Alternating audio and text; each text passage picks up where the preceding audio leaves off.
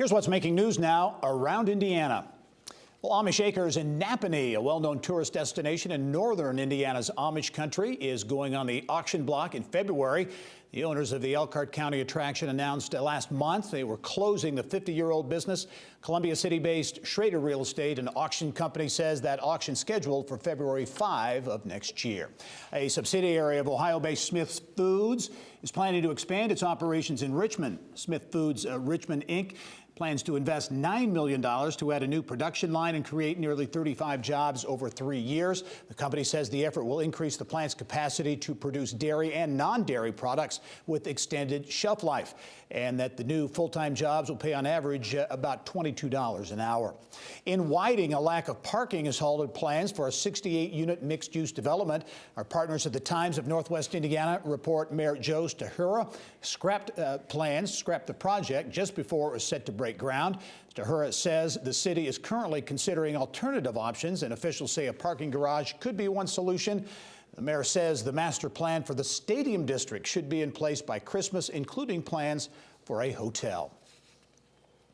Well, during the college basketball season, it seems hardly a night goes by when you don't see this Indianapolis resident officiating a major college basketball game.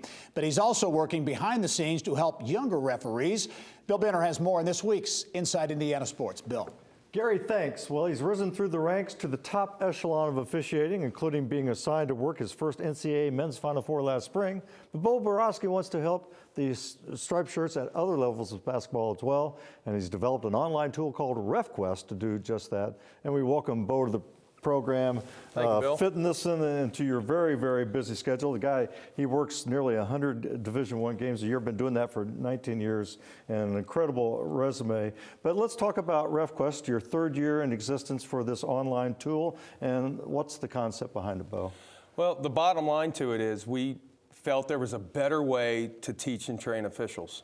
And we just wanted a way to provide a platform for collaboration. So we connect supervisors with officials, officials with each other, and officials back with their supervisor, all done privately and customizably. And they can go online, you video clips, and you can analyze plays and calls and all sorts of tools. Right? Yeah, it's all video clip based. So as a supervisor of a small college league here in Indiana, I can send one official, an entire crew of 3, or the entire staff, and get feedback and communication with them. And an important thing, as we mentioned in the open, this is, again, for referees really at all levels, not just Division I where you work, but at all levels. Sure. We just signed an agreement with the IHSAA, so we're dealing with the high schools, and we've got 5 different states throughout the country, and we're in 80 different collegiate conferences throughout the country. And the IHSA, this is breaking news pretty much, because you just came to this agreement. And how many officials do they have? It's 3,380 officials that we just uploaded onto the platform. That's fantastic news. A lot of talk about recruitment and retention of officials. You're in the cauldron virtually every night. Sure. And that's one thing to do Division I. You're a high school ref. That could be a tough gig. And again, I know everybody's worried about trying to keep officials in the pipeline.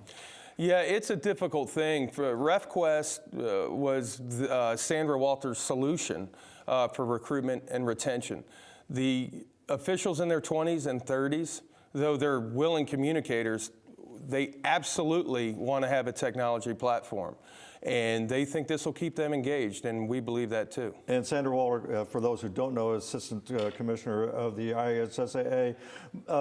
Bo, again, you're in the cauldron, and you know what it's like out there, but your work at Division I and making the Final Four last spring, that had to be an incredible accomplishment for you personally. It certainly was, and it's something that my wife and I both enjoyed. She's got to deal with me being gone a lot during the year, so we made sure and made a pact that if that call ever came, that we would go up and enjoy that moment, and we did. And walking on that floor had to be... I can't describe it. It was incredible, but once that ball went up, it did just feel like another basketball game. Yeah, we've got about a minute to go. Okay, more news for RefQuest.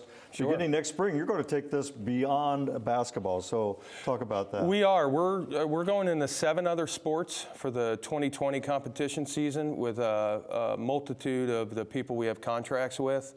Obviously, we're getting some help. I don't know a whole lot about soccer and lacrosse and volleyball, but we're going to get some people on board that can service those accounts. But the bottom line to it is content is available in those sports, and we want to offer our platform for those officials as well. Well, that's an exciting development for RefQuest. And again, I'm so proud of you. We've known each other for a long time. Yes, we have. And to see you working these games, I'm really happy for you. Well, Bill, I appreciate it. Thanks for the time. Bo Borowski. Gary, back to you.